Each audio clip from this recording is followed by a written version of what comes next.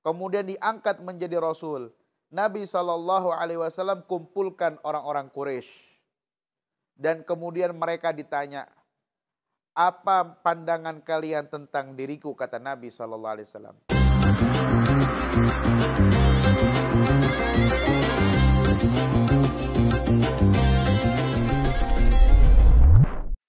Assalamualaikum warahmatullahi wabarakatuh.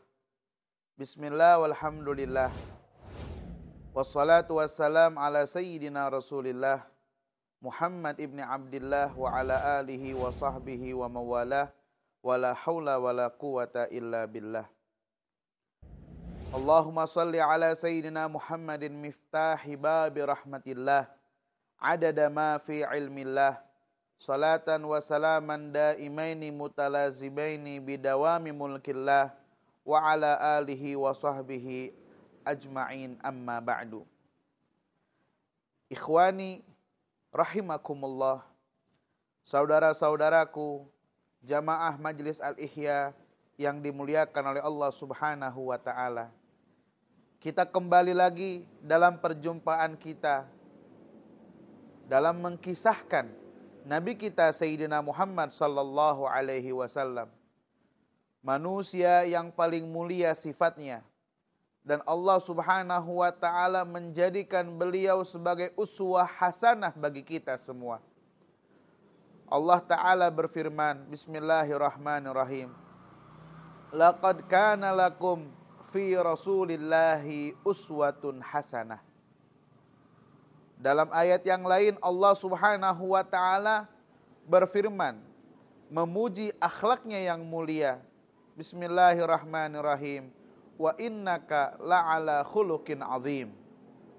Dan Nabi kita Sayyidina Muhammad sallallahu alaihi wasallam bersabda, innama bu'istu liutammima makarimal akhlaq. Mudah-mudahan Allah Subhanahu wa ta'ala menjadikan kita semuanya dapat meneladani Nabi kita Sayyidina Muhammad sallallahu alaihi wasallam dalam setiap sifatnya, dalam setiap akhlaknya, dalam setiap perbuatannya. Amin ya rabbal alamin.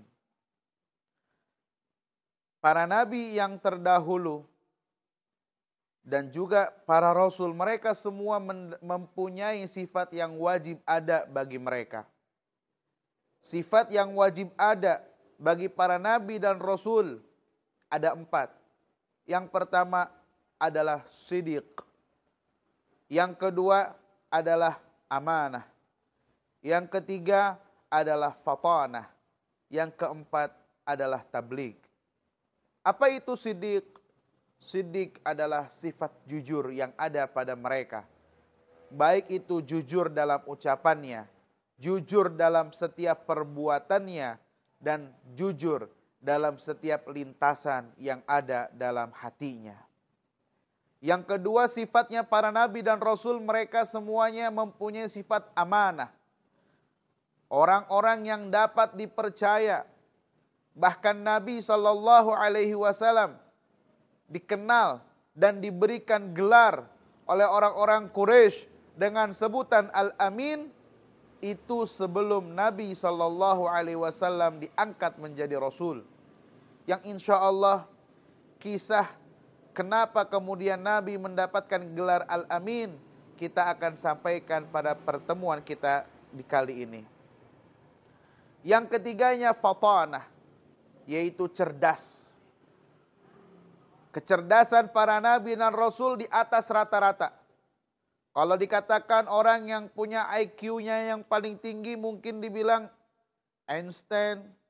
Atau mungkin dibilang Bapak Presiden kita yang ketiga itu Bapak Habibie.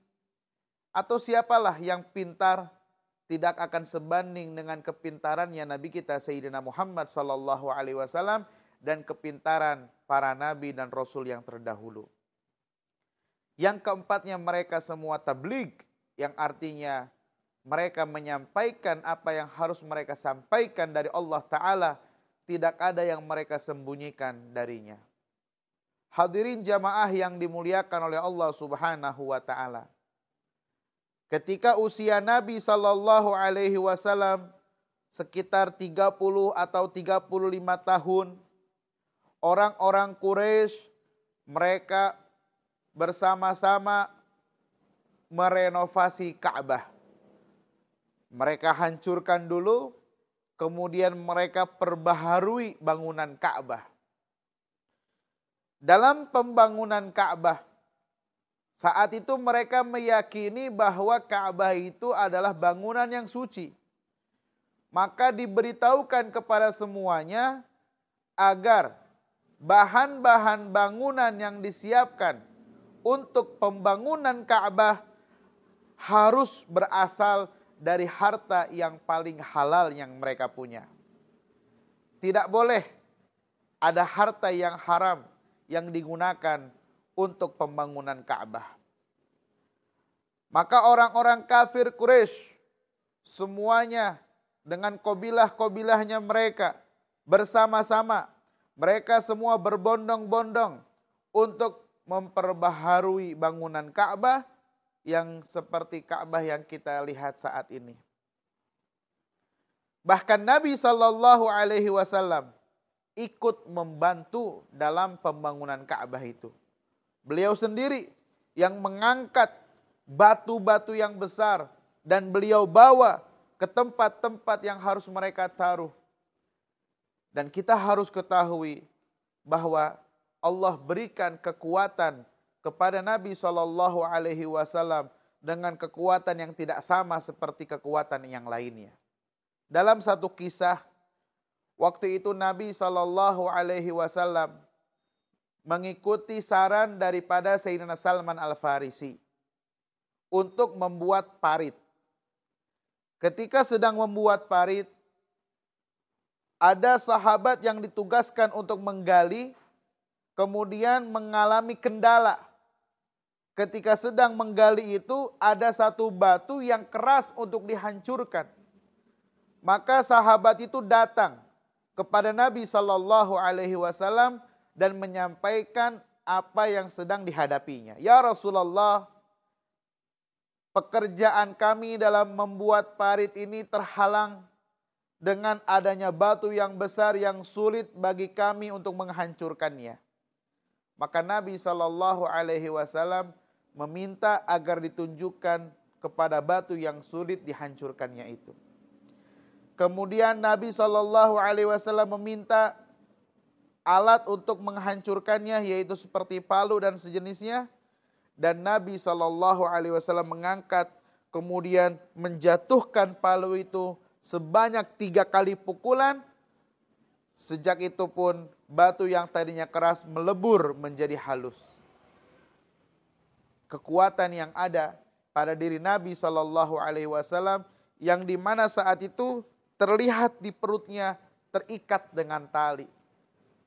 Karena saat itu mereka sudah lama nggak makan. Termasuk Nabi Shallallahu Alaihi Wasallam dalam keadaan lapar. Ketika lapar saja, Nabi Shallallahu Alaihi Wasallam kuat dan mampu untuk menghancurkan batu yang menghalangi pekerjaannya mereka. Ya. Nabi Shallallahu Alaihi Wasallam ikut membawa batu ketika pembangunan Ka'bah. Ikut bersamanya juga yaitu pamannya yang bernama Sayyidina Abbas. Sayyidina Abbas ini pamannya Nabi Shallallahu Alaihi Wasallam yang mempunyai postur tubuh yang besar. Besar di sini maksudnya apa? Tegap, ya, badannya kuat, luar biasa, dan ini menjadi keistimewaan bagi mereka. Sampai pada suatu keadaan di mana mereka berselisih. Ya, memperselisihkan masalah apa? Mereka memperselisihkan siapa yang berhak di antara kabilah-kabilah Quraisy yang mempunyai hak untuk meletakkan Hajar Aswad pada tempatnya. Mereka berselisih. Bahkan mereka hampir melakukan saling menyerang sesama mereka. Akhirnya mereka pun bersepakat. Ada orang sepuh di kalangan mereka yang kemudian yang orang sepuh di antaranya itu mengatakan, Wahai saudaraku, kita semua satu kabilah, kita semua bersaudara. Buat apa kita berselisih sehingga kita saling membunuh? Maka lebih baik kita tunjuk seseorang untuk menjadi hakim di antara kita. Siapa yang sekiranya mempunyai kemampuan untuk menjadi hakim di antara kita, maka dikatakan orang yang akan menjadi hakim, kita akan tunjuk yang pertama masuk ke dalam masjid ini. Yang pertama masuk ke dalam masjid ini, kita akan tunjuk dia sebagai hakim. Subhanallah, Allah subhanahu wa ta'ala mentakdirkan orang yang pertama masuk ke dalam masjid adalah Nabi kita Sayyidina Muhammad sallallahu alaihi wa ala alihi wa sahbihi wasallam. Ketika mereka melihat orang yang pertama masuk ke dalam masjid itu adalah Rasulullah sallallahu alaihi wasallam, fafarihat Quraisyun bih. Orang-orang Quraisy semuanya senang, mereka semua bahagia dan mereka katakan radina bil amin, radina bi hukmih. Kita ridha kepada al-amin ini dan kita ridha apapun yang diputuskan olehnya. Jadi mereka ini yang memberikan gelar kepada Nabi sallallahu alaihi wasallam dengan sebutan al-amin. Orang yang terpercaya. Dan tidak pernah ada seorang pun yang dikhianati oleh Nabi sallallahu alaihi wasallam. Tidak ada seorang pun yang pernah dikhianati oleh Nabi sallallahu alaihi wasallam. Tidak ada seorang pun yang pernah dibohongi oleh Nabi sallallahu alaihi wasallam. Tidak ada seorang pun yang merasa dizalimi oleh Nabi sallallahu alaihi wasallam. Tidak pernah. Nanti kita akan kisahkan bagaimana ketika Nabi sallallahu alaihi wasallam diangkat menjadi rasul. Ringkas cerita ketika Nabi sallallahu alaihi wasallam diberikan wahyu, kemudian diangkat menjadi rasul. Nabi sallallahu alaihi wasallam kumpulkan orang-orang Quraisy. Dan kemudian mereka ditanya, "Apa pandangan kalian tentang diriku?" kata Nabi sallallahu alaihi wasallam. Maka semuanya mengatakan, "Engkau adalah orang yang baik, yang berasal dari keluarga yang baik. Kami tidak pernah engkau zalimi. Kami tidak pernah engkau sakiti. Kami tidak pernah engkau bohongi. Kami enggak pernah dikhianati. Apa yang kamu katakan, kami mempercayainya." Maka di saat itu Nabi SAW mengatakan, "Inni nadhirun lakum." Bahwa aku ini adalah pembawa peringatan bagi kalian. Aku diutus oleh Allah untuk menjadikan kalian menyembah kepadanya. Meninggalkan sesembahan yang kalian sembah selama ini kepada berhala, kepada patung-patung seperti yang pernah disembah oleh ayah dan nenek moyang kalian, agar kembali menyembah kepada Allah Subhanahu wa taala. Ya, akhirnya itu menjadi kisah bagaimana Nabi sallallahu alaihi wasallam mendapatkan gelar Al-Amin. Kemudian mereka pun setuju, dan bagaimana Nabi sallallahu alaihi wasallam memberikan solusinya? Fawada'al hajara fi rida. Nabi menjadikan selendangnya itu dibentangkan. Dibuat seperti ini dan minta kepada masing-masing kabilah memegang setiap ujung daripada sorbannya Nabi sallallahu alaihi wasallam. Ini keputusan Nabi sallallahu alaihi wasallam, dan mereka pun sangat senang. Karena apa? Masing-masing kabilah mendapatkan kesempatan untuk meletakkan Hajar Aswad dengan cara bersama-sama. Akhirnya mereka pun memegang setiap ujung dari rida. Kemudian Nabi SAW meletakkan di atas rida itu dan dibawa oleh mereka bersama-sama sampailah ke tempat peletakan Hajar Aswad. Nabi SAW ambil dengan tangannya yang mulia dan diletakkan pada tempatnya. Fazalal khilafu bihukmih. Maka perselisihan yang berkepanjangan sampai dikisahkan perselisihannya itu terjadi 4 malam, 5 malam. Hampir seminggu mereka berselisih siapa yang berhak meletakkan Hajar Aswad. Ternyata permasalahan terselesaikan dengan kebijakan dan kepandaian Nabi kita Sayyidina Muhammad sallallahu alaihi wasallam. Kita berdoa, kita meminta kepada Allah, mudah-mudahan kisah-kisah yang kita ceritakan tentang Nabi kita Sayyidina Muhammad sallallahu alaihi wasallam dapat kita teladani, dan sifatnya Nabi sallallahu alaihi wasallam semoga ada dalam diri kita. baik itu dalam urusan ibadahnya kita kepada Allah, maupun dalam urusan muamalahnya kita dengan sesama makhluk. Karena tidak ada yang pantas kita ikuti dan kita contoh dalam setiap perilaku kita seperti sifatnya Nabi kita Sayyidina Muhammad sallallahu alaihi wasallam. Celaka orang yang mencontoh kepada selain Nabi sallallahu alaihi wasallam, apalagi orang-orang yang tidak beriman kepada Allah, yang melakukan sesuatu yang dimurkai oleh Allah, kemudian diikuti, celakalah bagi mereka. Yang beruntung siapa? Yang beruntung yaitu orang-orang yang mengikuti Nabi sallallahu alaihi wasallam dan mengikuti keluarganya Nabi sallallahu alaihi wasallam, mengikuti para ulama sebagai pewarisnya Nabi sallallahu alaihi wasallam. Kita minta kepada Allah, mudah-mudahan mereka semuanya, para ulama kita, para habaib kita, dijaga dan dipelihara oleh Allah Ta'ala, karena mereka bagaikan lampu penerang bagi kita semua. Bagaikan bintang yang memberikan petunjuk jalan kepada orang-orang yang sedang bingung dalam mencari jalan.